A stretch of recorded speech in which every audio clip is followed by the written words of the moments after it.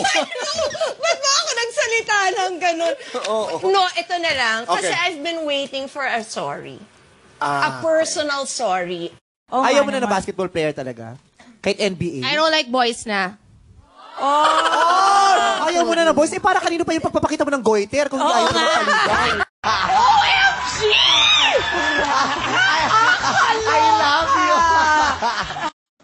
Kanina talaga, as an excited mother, ano talaga, 6:45 nagising ako.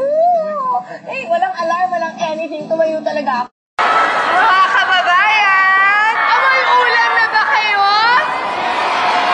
My gosh! What you gonna do? Hope you don't mind. Sabi ko, Okay. yes. Hilo-hilo pa ako. I just have to know, are you pregnant? Sabi ko, no, I'm not pregnant, Doc. Nakakaloka.